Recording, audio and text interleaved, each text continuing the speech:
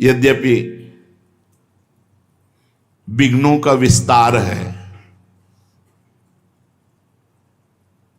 पर कुछ विघ्न जिनको हम समझ सकते हैं। विघ्नों का तो भंडार माया ही संपूर्ण विघ्न में है। आहार दोष, बुरी कमाई, बेईमानी का, दूसरे के हक का यदि अन्न है तो भगवत चिंतन नहीं होने देगा। साधु का आकाश वृत्ति, माधुकरी वृत्ति, इन दो वृत्तियों से ही जीवन चलावे। आकाश वृत्ति स्वयं जो मिल जाए, माधुकरी वृत्ति 5-7 घरों में मांग कर खाए। गृहस्थ सच्ची कमाई का, पवित्र धन का, पवित्र अन्न रांध कर भगवान को भोग लगाकर प्रसाद रूप में पाए तो आहार दोष से मुक्त हो जाएगा। आहार दोष ये भक्ति का प्रथम दोष है जो भजन नहीं होने देगा। प्याज लहसुन, जिस रसोई में मांस रांधा गया हो उस रसोई का बना हुआ अन्न अगर एक बार पात्रों में मांस रांध दिया गया है और उसी में खीर पूड़ी रोटी दाल बना के आपको दी जाए तो जो मांस खाने से बुद्धि अपवित्र होगी वही उस पात्र के रांधे हुए अन्न के खाने से बुद्धि अपवित्र हो जाएगी। इसलिए आहार पर विशुद्ध भाव हमारा रहे। हम ऐसा आहार तैयार करें जो भगवान को भोग लगा सकें और प्रभु को भोग लगाने के बाद उसे पावे। दूसरा, शरीर का अस्वस्थ रहना। यदि हम व्यायाम नहीं करेंगे, कुछ देर आसनों पर नहीं बैठेंगे, प्राणवायु शुद्ध नहीं रखेंगे तो अन्न खा रहे हैं, हमारा शरीर दोषयुक्त हो जाएगा। गैस, ब्लड प्रेशर, शुगर, ये साधारण सी बीमारियां असाधारण रूप धारण कर लेंगी। आपसे सच्ची कहते हैं, यदि आप 1 घंटे पद्मासन और सिद्धासन में बैठने का अभ्यास करें और 20 मिनट प्राणायाम करें, कोई रोग नहीं होगा। ब्लड प्रेशर, शुगर, कुछ नहीं। ब्रह्मचर्य ठीक है, आसनों का थोड़ा अभ्यास है, क्योंकि आप लोग कोई गृहस्थ थोड़ी हो। जो गृहस्थ हैं वो भी 30 मिनट 40 मिनट का तो अभ्यास कर ही सकते हैं। वो केवल अपनी पत्नी से संतानोत्पत्ति के लिए सहवास करें, वो ब्रह्मचारी ही माने जाते हैं। जो एक पत्नी व्रत केवल संतानोत्पत्ति के लिए सहवास करता है। आसनों पर बैठने से संपूर्ण शरीर में जो रोग रोकने की क्षमता है वो बढ़ती है। जैसे आप पद्मासन, हर नस नाड़ी आपकी एक्टिव हो जाएगी। हमारे कई ऐसे स्थान हैं जो एक्टिव नहीं हो पाते और हम अस्वस्थ हो जाते हैं। प्राणवायु के संशोधन के द्वारा मन एकाग्र, ब्रह्मचर्य पुष्ट, प्राणवायु सूक्ष्म, अखंड भगवत चिंतन। जवान शरीरों में 1 घंटा व्यायाम होना चाहिए, नाम जप करते हुए, दंड बैठक, 2-3 किलोमीटर दौड़ना, चलना फिरना, जो भी व्यायाम, आसन, प्राणायाम, ये साधु के जीवन। हमारे गुरु जी रसिक शिरोमणि हैं, तीनों बातें होती हैं। आप देखते हो, भ्रमण करने जाते हैं, हमने देखा है एकांत में व्यायाम और प्राणायाम करते हुए।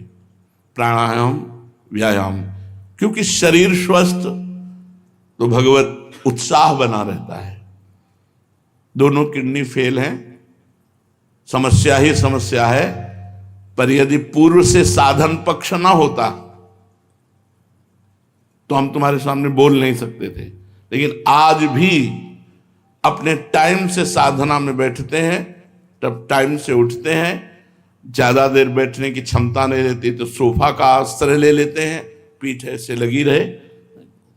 साधन पर शिथिलता मतलब मृत्यु। शरीर जमुआई आ रही है, ये रोग हो गया, वो। हर रोग को शासन में लेने के लिए आसन और प्राणायाम है।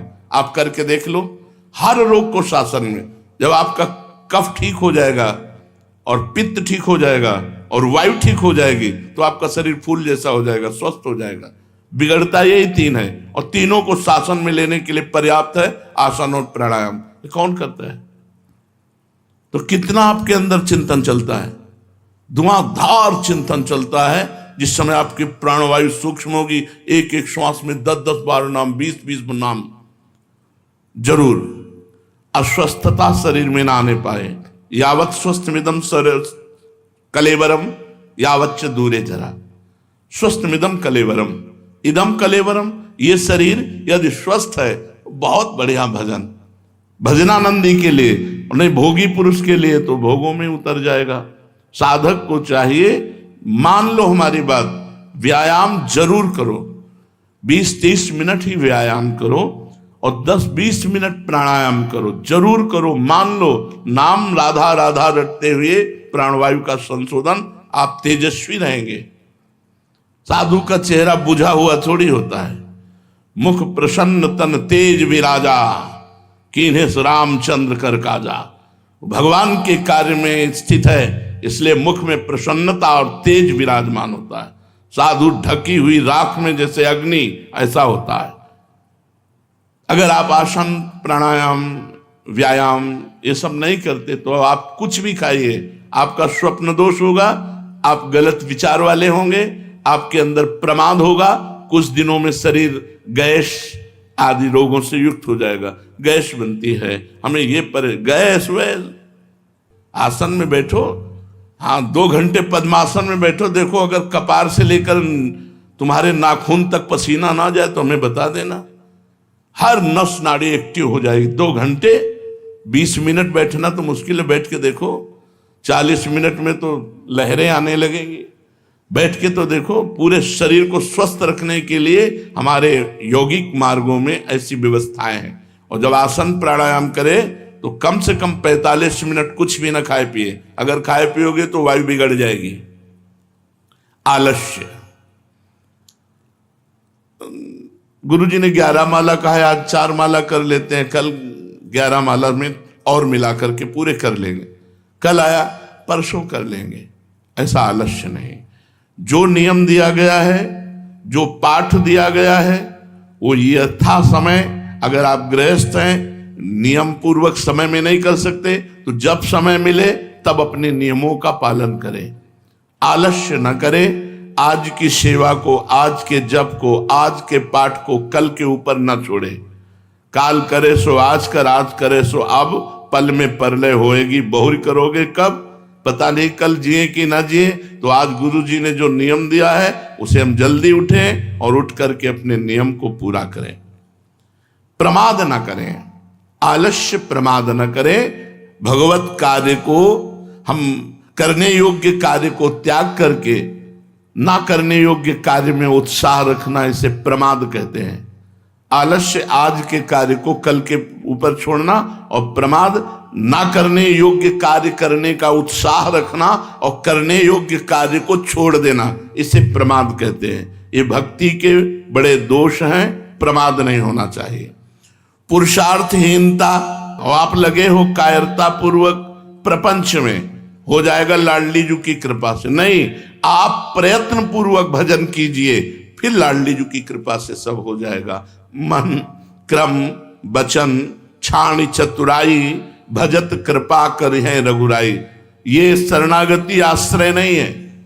जैसे एक ने प्रश्न किया एकांतिक में कि हमसे भजन तो होता नहीं, पर हमें भरोसा है लाडली जो हमें निकुंज पहुंचा देंगे। हम कहा बिल्कुल गलत, बिल्कुल गलत। भरोसे पे मत रहना। भरोसा तब दृढ़ माना जाएगा जब आपके आचरण पवित्र और नाम सुमिरन चल रहा है। आपका सुमिरन नाम पवित्र है, परम पवित्र भगवत भजन न करे, मनमानी आचरण करो और तुम निकुंज आओ, बैकुंठ से विमान तुम्हारे लिए आ जाएगा। तो भगवान सबके दुश्मन है क्या? भगवान सबसे वैर किए हुए हैं क्या? सब मम प्रिय सब मम उपजाए। सब भगवान के प्यारे हैं, लेकिन जो भगवान को प्यार करता है उसी के लिए विमान आता है। वही बैकुंठ जाता है, वही गोलोक जाता है, वही साकेत जाता है, वही निकुंज जाता है। भजन के बिना तुम्हारे भरोसे को हम नहीं मानते, भरोसा हो ही नहीं सकता। जिसका भरोसा और आश्रय होता है उसकी स्मृति हर समय होती। ये प्रमाद कोई न कर ले। भजन छोड़ करके और हम बैठे हैं हमारा काम हो जाएगा, बिल्कुल प्रमाद स्थिति है, दुर्गति होगी। हर समय नाम जप, भजन और फिर भरोसा, भगवान का भरोसा। जे सब भांति तुम्हार भरोसा, संपूर्ण रूप से आश्रित प्रियाजू के और जिनके आश्रित उनका भजन। नहीं, सेवक जी महाराज कह रहे हैं, हरिवंश नाम बिसरे न छिन, श्री हरिवंश सहाय बल। जब नाम नहीं छूटेगा तभी सहायता आपको भगवत प्राप्ति की होगी, तभी आपको थोड़ा बड़ा जो हम में कमी हो रही, जो दुर्गुण है, दुराचार है, उनको क्षमा करके भगवान आगे। अब ऐसे प्रमाद स्थिति में टीवी देख रहे हैं, मोबाइल देख रहे हैं, खूब मनमानी आचरण कर रहे हैं संसार के, और बोले प्रियाजू के भरोसा से हो जाएगा। भरोसा ही नहीं है ना। प्रियाजू के भरोसे वाला संसार का चिंतन करेगा, गलत चेष्टाएं करेगा, मनमानी आचरण करेगा। नहीं, ये भरोसे वाला नहीं है, तो वो बहुत चतुर शिरोमणि भी है। अगर हमारी प्रियाजू भोली भी है तो नागरता की रास किशोरी, अति नागरी वृषभानु किशोरी, आवत सी वृषभानु दुलारी, रूप राशि अति चतुर शिरोमणि, अति चतुर शिरोमणि। तो उनसे चतुराई नहीं चलेगी। हाँ, हम प्रयास कर रहे हैं, अब हमसे उतना नहीं हो पा रहा जितना होना है, तो आप निश्चिंत रहिए, भरोसे पे रहिए, आपको भगवत प्राप्ति होगी। लेकिन आप प्रमादवश भजन न करें, मनमाने आचरण करें और कहें कि मुझे, ये बिल्कुल नहीं, सिद्धांत के खिलाफ बात है। तो पुरुषार्थहीनता ये भक्ति में नहीं होनी चाहिए। और अश्रद्धा, शास्त्र और गुरु वाक्यों पर अश्रद्धा नहीं होनी चाहिए। हमेशा सत्कर्म के लिए जो हमारे शास्त्र आदेश करते हैं, गुरु आदेश करते हैं, जैसा आदेश करते हैं बिल्कुल ठीक वैसे आचरण करना होता है। कभी कभी कड़वी दवा होती है, समझ में नहीं आता ऐसा क्यों कहते हैं। पक्का समझो, अश्रद्धा नहीं होनी चाहिए। वो आपको इतनी ऊंचाई पर उठा देंगे कि आप समझ नहीं पाएंगे। इसलिए गुरु वाक्यों पर अश्रद्धा नहीं होनी चाहिए। वो जो बोले तो बस वचनम करिष्येताम, जो आप बोल रहे हैं वही मुझे करना है। वो धर्म है कि अधर्म है, अच्छा है कि बुरा, मुझे इससे कोई मतलब नहीं। हो पाएगा कि नहीं हो पाएगा इससे भी मुझे कोई मतलब नहीं। मैं शुरू करता हूं, आपकी आज्ञा है। पक्का समझिए, गुरु वाक्यों पर कभी अश्रद्धा ना हो तो नीचे ढलान में जाने वाला भी ऊपर चढ़ जाएगा। वो जा रहा है नीचे लेकिन पहुंच ऊपर जाएगा। यही चमत्कार, कर तुम अन्यथा कर तुम। ऐसा लगा कि हम गुरु आज्ञा से गिर रहे हैं लेकिन हम उठ गए। एक बार गुरुदेव श्री रामानंदाचार्य जी महाराज अपने परिकर के साथ एक बगीचे में रुके। पानी लाया गया तो पानी में हल्की सी दुर्गंध थी। कुआं था, कुआं वृक्ष की डाल एक लंबी सी आ रही थी और उसी के पत्ते गिरते थे तो पानी में सड़न आ गई थी। तो गुरुदेव ने कहा कि कुल्हाड़ से इस डाल को उतनी ही काट दो जो कुएं पर है। तो उनका पेड़ के पास से काट दी जाए। बोले नहीं, हमें जरूरत है केवल कुएं के पास से। बोले महाराज फिर तो डाल की तरफ बैठ करके ऐसे काटना होगा तो सीधे कुएं में जाएगा। बोले इससे हमसे कोई मतलब नहीं। सब बैठे रहे। उनमें से खड़ा हुआ, साष्टांग प्रणाम किया। कुल्हाड़ तो रहता ही था क्योंकि ठाकुर सेवा के लिए रसोई अमनिया होती थी, तो लकड़ी चीरने के लिए कुल्हाड़ होता। कुल्हाड़ उठाया, पेड़ पर चढ़ा, डाल पर आकर उधर बैठा जो कुएं के ऊपर थी और उतना ही काटा जितने गुरुदेव ने कहा। मैं डाल सहित, कुल्हाड़ सहित तो नीचे चला गया। अब सब शोकाकुल हो गए कि ओ, बड़े गंभीर मुद्रा में आचार्य चरण बैठे रहे। ऐसे कुछ मिनट हुए, नमो नमः, जय हो ऐसे शब्द कुएं से गूंजने लगे और वो ऊपर उठ करके आया और माला और प्रसादी पहने हुए, हाथ में प्रसाद का पत्तल लिए आचार्य चरणों में रखा कि सिया राम जी ने आपके लिए दिया।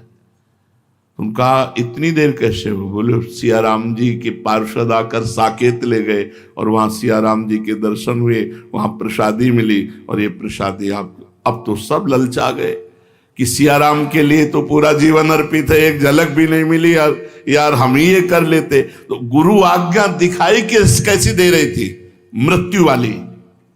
मरेगा, मैं कुल्हाड़ सहित कुएं में जाएगा, मर जाएगा।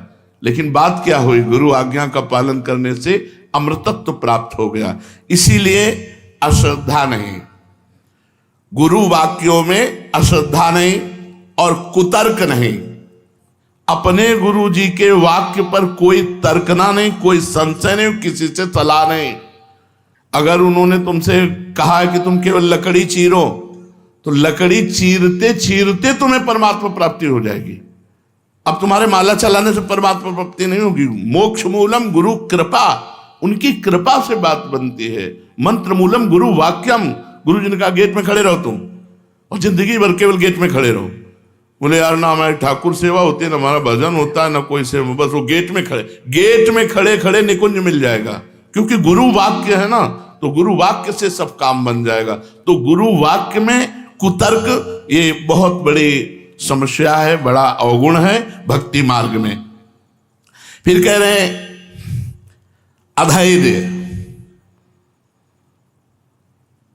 बहुत बड़ी परीक्षा होती है भगवत मार्ग में।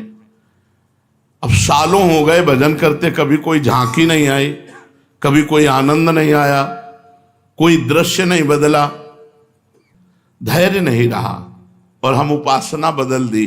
धैर्य नहीं रहा, हम गुरु वचनों का उल्लंघन कर दिया। धैर्य पूर्वक, यार वही काम आ रहा है, पूरा जीवन हो गया भजन करते, वही काम, वही क्रोध।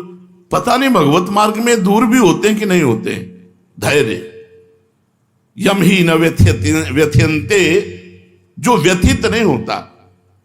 पुरुषम पुरुषर्षभ, हे पुरुषों में श्रेष्ठ अर्जुन, जो मन के द्वारा, इंद्रियों के द्वारा, प्रकृति के द्वारा दी हुई व्यथा से व्यथित नहीं होता। सुख दुखम, जो सुख दुख में समान भाव, वो अव्यय परम पद को प्राप्त होता है। इसलिए धैर्यवान बनो। अधैर्य भक्ति का अवगुण है। अधैर्य नहीं, बहुत धैर्य रखना चाहिए। और गुरुजन परीक्षा धैर्य की लेते हैं। सेवा में लगा दिया और सालों देखा नहीं, और रोज उनको चेक कर रहे हैं कि अब क्या है। सालों बात नहीं की, सालों मिले नहीं, सालों उत्साह वर्धन नहीं किया, और वो अपनी उसी सेवा में ज्यों का त्यों लगा रहा धैर्य पूर्वक, तो गले लगा लिया, हृदय से लगा लिया। धैर्य पूर्वक अपने नाम जप में, अपने भजन में, अपनी सेवा में अधैर्य नहीं होना चाहिए कि यार कुछ लाभ तो दिखाई नहीं दे रहा, हमारे अंदर वही विकार है, आते रहेंगे, चिंता मत करो। वो भी भागवतिक हैं, कोई संसारिक नहीं है। काम क्रोध लोभ ये सब भागवतिक हैं, भगवान के ही हैं सब। देखो, काम भगवान श्री कृष्ण के पुत्र के रूप में, प्रद्युम्न जी के रूप में प्रकट, ये सब भागवतिक है। जिस दिन भगवान की कृपा को होगी, एकदम सब शांत हो जाएगा। हमको चिंता नहीं करनी, हमको धैर्य रखना है। और